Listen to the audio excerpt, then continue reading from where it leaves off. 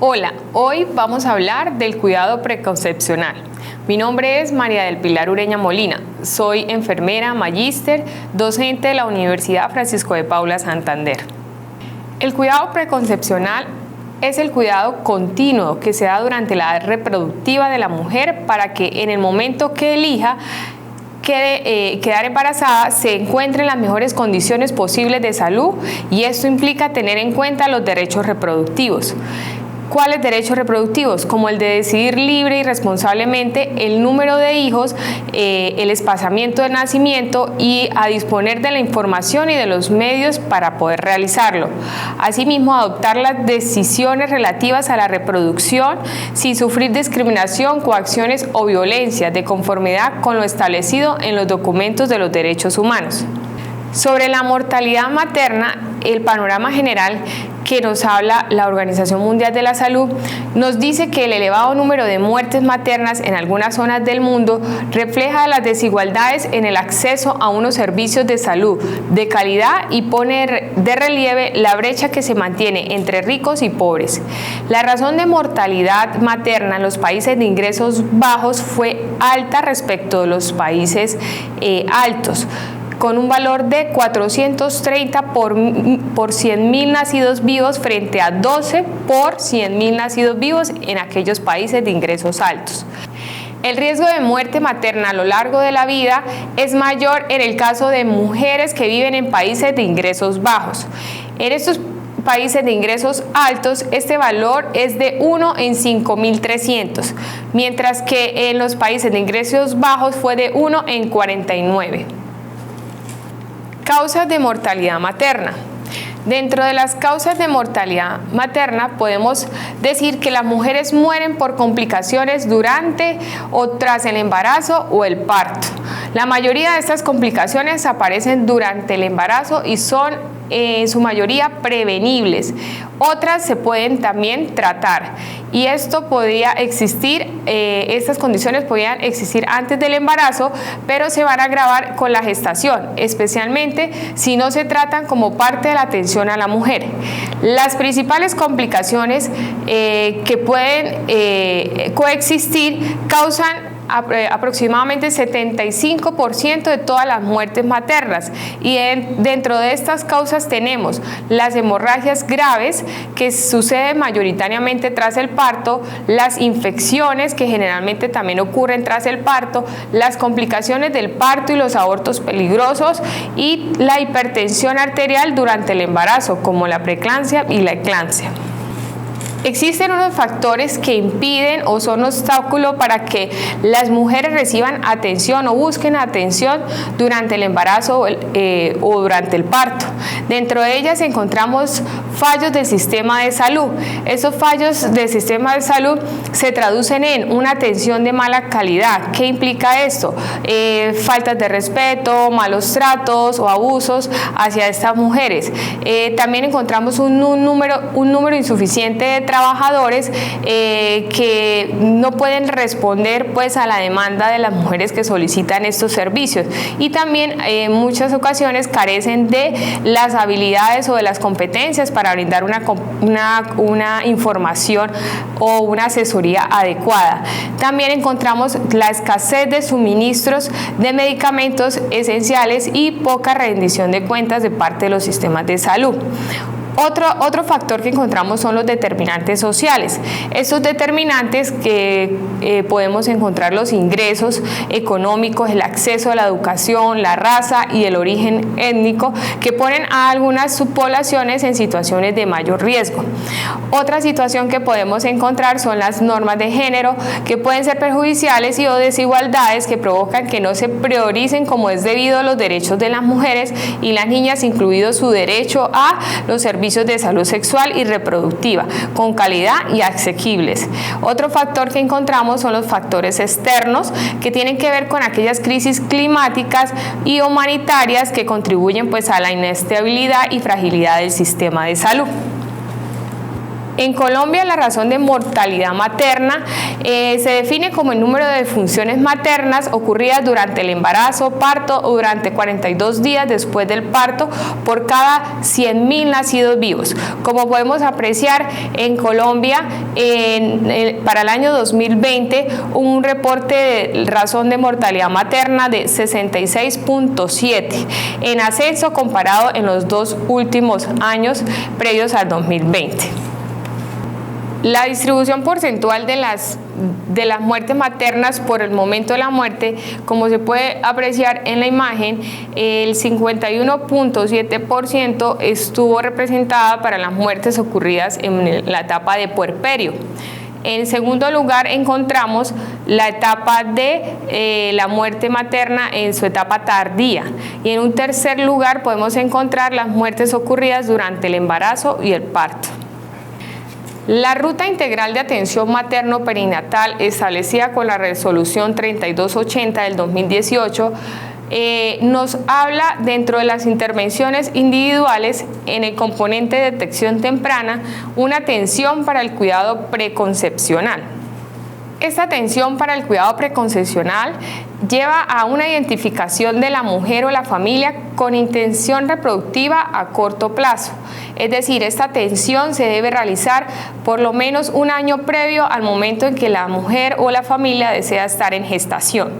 Toda mujer que llegue a cualquier servicio por cualquier causa debe indagarse si tiene una intención reproductiva en relación con su proyecto de vida, y se le debe formular al menos en la primera consulta un método de anticoncepción de acuerdo con los criterios de elegibilidad y el deseo de la mujer.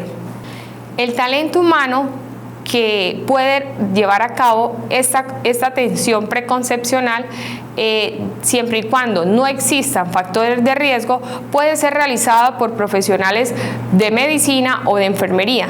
Cuando esto requiera una atención más especializada, de acuerdo a la situación particular de la mujer, esta deberá ser realizada por el especialista en ginecobstetricia.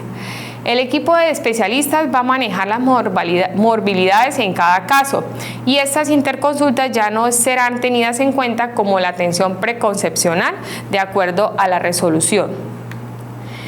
La duración mínima recomendada de esta consulta, y cuando se hace de manera inicial, consulta inicial, debe ser mínimo de 30 minutos. Una cita de control preconcepcional debe tener como mínimo una duración de 20 minutos. Dentro de estas atenciones incluidas, lo que se contempla son la evaluación de los riesgos preconcepcionales y hacer una asesoría y provisión de un método anticonceptivo de acuerdo con los criterios de elegibilidad y el deseo de la mujer. La frecuencia con la que se debe hacer esta atención debe garantizar como mínimo una consulta inicial y una consulta de control. En la anamnesis que se le realiza a la mujer es importante tener en cuenta los antecedentes personales, los antecedentes genéticos o familiares o los antecedentes ginecobstétricos. Dentro de los personales es hacer una indagación para identificar presencia de alguna enfermedad o patología, ya sea de tipo crónico o de tipo transmisible. En la valoración de la salud sexual reproductiva se debe indagar el inicio de las relaciones sexuales, antecedentes de infecciones de transmisión sexual, antecedentes de patologías cervicales o virus de papiloma humano, cumplimiento de esquema de tamizaje de cáncer de cuello uterino, número de compañeros sexuales, entre otras. Dentro de estos antecedentes genéticos o familiares es importante tener en cuenta la edad de la madre, si es mayor a 35 años, y su historia familiar de alteraciones genéticas conocidas. También la aparición o presencia de hemofilia en alguno de sus miembros. Remitir para la valoración por el especialista en obstetricia es indispensable frente a alguno de estos factores identificados. Dentro de los antecedentes ginecobstétricos se debe contemplar la indagación sobre la anticoncepción, parto pretérminos previos, cesárea previa, abortos previos, muerte fetal previa, gran multiparidad, entre otros. De igual manera, es importante explorar la valoración de los hábitos de la mujer, como son sus patrones de consumo de alimentación, hábitos de higiene general, actividad física, hábitos de descanso y sueño, manejo del estrés y situaciones de alta tensión, consumo de medicamentos, consumo de tabaco, alcohol u otras sustancias psicoactivas. Siempre es importante orientar a la mujer en su parte nutricional, orientando el consumo de alimentos fuentes de vitamina A, como la zanahoria, la auyama, el plátano, el tomate de árbol y el consumo del huevo, 1 a 2 veces al día. También los alimentos fuentes de vitamina D, como el pescado, la leche, el queso, yogur, como mínimo 1 vez al día. Dentro de la valoración psicosocial se debe incluir la estructura y dinámica familiar, las redes de apoyo familiar, social y comunitario. Se debe indagar o identificar situaciones de vulnerabilidad como la exposición a violencia de género o sexual, estresores, exclusión social, pobreza, marginalidad e indagar sobre su manejo.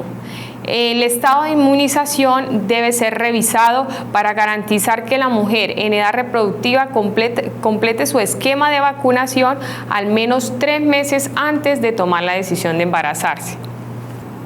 El examen físico debe hacerse de manera cefalocaudal, incluida la cavidad bucal, tomar las medidas antropométricas como el peso, la talla y valorar el estado nutricional en el que se encuentra. Se deberá, para el análisis de estas variables, utilizar los indicadores antropométricos que define la normatividad vigente, como es la resolución 2465 del 2016 o la norma que la sustituya a nivel nacional.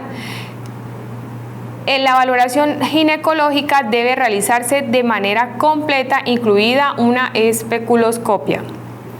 Para los exámenes paraclínicos que se solicitan en la consulta de ingreso o de control, se deben contemplar los siguientes: antígeno de superficie de hepatitis B, tamizaje para la detección temprana del cáncer de cuello uterino de acuerdo con la edad y el ámbito territorial, glicemia en ayunas, hemoclasificación, hemograma, hemoparásitos, inmunoglobulina G, toxoplasma, inmunoglobulina G rubeola, inmunoglobulina G para varicela, prueba treponémica rápida para sífilis, un orocultivo con concentración mínima inhibitoria y la prueba de VIH que debe incluir la asesoría pre y post-test. La información en salud que se le debe brindar a la mujer, a su acompañante o su familia, debe contemplar una planeación de la familia, espaciamiento de los hijos y prevención de la gestación no deseada. Se deben brindar recomendaciones nutricionales, el estado de vacunación contra las enfermedades infecciosas, importancia del control prenatal temprano y la detección temprana de factores de riesgo cardiometabólicos, entre otros aspectos. También se le debe informar sobre los derechos reproductivos para garantizar su derecho a decidir libremente el momento y la frecuencia de los embarazos, evitando coacción o violencia sobre sus decisiones, riesgos de cromosomopatías asociadas con la edad y sobre la intervención para realizar tamizaje y diagnóstico en caso de gestación e informar a la mujer con patologías crónicas o enfermedades graves y a su pareja sobre la conveniencia o no de un embarazo o de la decisión de postergarlo. La información se debe suministrar de acuerdo con las características y particularidades que se hayan encontrado en cada mujer. Para la consulta de control y seguimiento, que como mínimo se le debe garantizar una consulta de control, la finalidad es realizar un diagnóstico mediante la lectura e interpretación de estos exámenes que se le han solicitado en la primera consulta.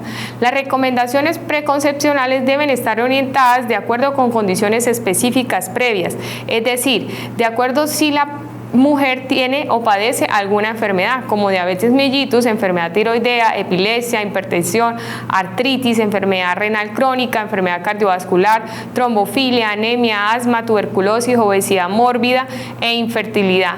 Todas estas condiciones llevan a que se realice o se plantee un plan de asesoramiento individualizado para el caso de cada mujer. Ahora bien, vamos a precisar algunas intervenciones que son importantes realizarse antes del embarazo. Una de ellas es vigilar el estado nutricional con el índice de masa corporal previo al embarazo. ¿Por qué esto es importante? En los últimos años se han empleado distintos indicadores antropométricos que reflejan el estado nutricional. Recientemente se ha considerado que el índice de masa corporal es un buen estimador para el diagnóstico, control y seguimiento del estado nutricional de la embarazada. Este indicador relaciona el peso corporal con la talla. ¿Cómo se calcula? Tomando el peso en kilogramos y dividiéndolo por la talla metro cuadrado. El resultado que nos resulte de este cálculo lo vamos a interpretar de manera que nos oriente sobre el estado nutricional en el que se encuentra la mujer. Esto nos lleva de evidencia a que el índice de masa corporal por debajo de 20 se asocia a desnutrición. Si la mujer tiene un índice de masa corporal por debajo de 20, es un predictor de bajo peso al nacer en el recién nacido, cuando la mujer que llega a quedar en embarazo. La suplementación con ácido fólico también es otra intervención que se debe retomar en la mujer por lo menos 2 meses antes del embarazo y hasta 3 meses después de haber iniciado el embarazo. Generalmente se administra en combinación con el sulfato ferroso. La dosis recomendada es 0.4 miligramos día. En mujeres con obesidad esta dosis debe aumentarse. La vía de administración del ácido fólico es vía oral y esto va a ayudar a reducir la incidencia de los defectos del tubo neural en un 72%. Dentro de los defectos del tubo neural que encontramos está la espina bífida como los más frecuentes. También encontramos la encefalocele y también encontramos la anencefalia. Estas condiciones patológicas del recién nacido están asociadas a déficit de suplemento de ácido fólico durante la gestación o de parte de la madre y se van a ver reflejados en estas anomalías congénitas en los recién nacidos. La siguiente intervención es la prevención y tratamiento de la anemia con hierro. Esta se diagnostica con valores de hemoglobina por debajo de 11 gramos decilitro. El tratamiento para la anemia moderada es de 120 miligramos de hierro elemental día por vía oral y en anemia leve la dosis es de 60 miligramos al día. La anemia está asociada con alteraciones en la función cognitiva y la memoria, disminución en desempeño escolar y despresión de la función inmune con incremento en las tasas de infección. La siguiente intervención es detección y tratamiento de infecciones de transmisión sexual antes del embarazo. Los diagnósticos como la clamidia, el virus del herpes, la VIH-Sida, virus del papiloma humano, puede llevar a situaciones patológicas en el recién nacido. La prevención es importante darle manejo oportuno para evitar complicaciones durante el embarazo o en la salud del recién nacido. En las mujeres la clamidia y la gonorrea pueden provocar enfermedad inflamatoria pélvica, la cual puede conducir a infertilidad o problemas con el embarazo. En los varones la gonorrea puede producir epididimitis y puede causar infertilidad. La prevención por vacunación del virus de papiloma humano puede disminuir el cáncer en el cuello uterino, vulva, vagina y ano. En los hombres, el virus de papiloma puede provocar cáncer del ano y del pene. Finalmente, detección y tratamiento de enfermedades crónicas como la obesidad y la diabetes son importantes incluirlas tratando de diagnosticar aquellas mujeres en sobrepeso u obesidad.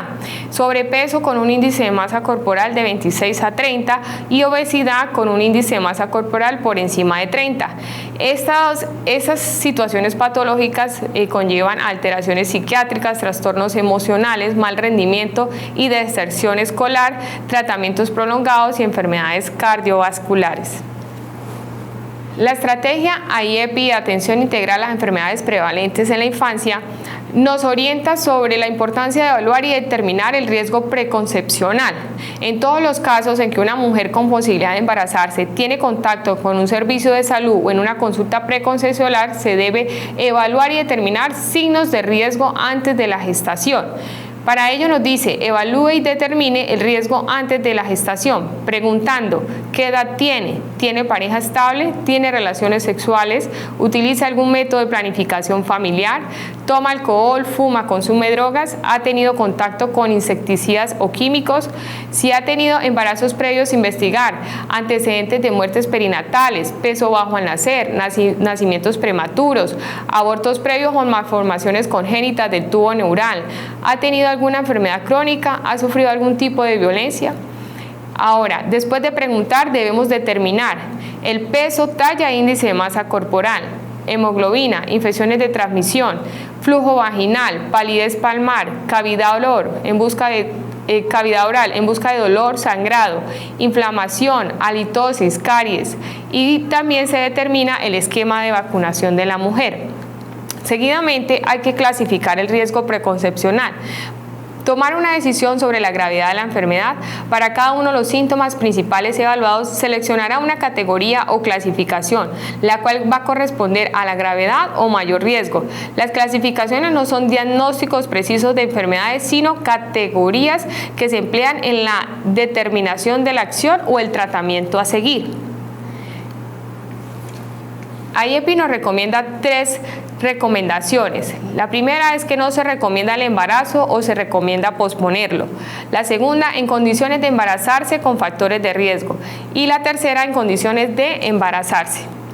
El cuadro IEPI se plantea de la siguiente manera. Cuando no se recomienda o se recomienda posponer el embarazo es porque hemos identificado uno de los siguientes signos: menor a 20 años, un índice de masa corporal por debajo de 18.5 o por encima de 29.9, una hemoglobina por debajo de 7 gramos decilitro o palidez palmar intensa, infecciones de transmisión sexual sin tratamiento, enfermedad previa sin alcohol, consumo de alcohol, tabaco, drogas, antecedentes de violencia o maltrato, antecedentes de malformaciones mayores incluyendo las del tubo neural. Frente a esta clasificación, lo que se debe hacer es aconsejar sobre la planificación familiar, explicar acerca de los riesgos e importancia de posponer el embarazo o no embarazarse, tratar si es posible o trasladar si es necesario, controlar la enfermedad previa, aconsejar sobre adecuada nutrición, buscar causa y tratar anemia con hierro, antecedentes de malformaciones del tubo neural. Es importante que la mujer consuma ácido fólico de 4 a 5 miligramos vía oral al día por 3 meses antes de embarazarse, de acuerdo pues a la recomendación IEPI. Antecedentes de otras malformaciones mayores, se debe asegurar consejería genética, desparasitar con albendazol, manejo y consejería en cuanto a drogadicción, alcoholismo y tabaquismo. Si hay violencia, se debe activar la red contra el maltrato, y si hay BRL reactivo, prueba no treponémica positiva, administrar la penicilina benzatínica de 2.400.000 unidades. El VIH reactivo positivo, de referencia a programas de VIH, y recomendar la higiene personal e higiene oral.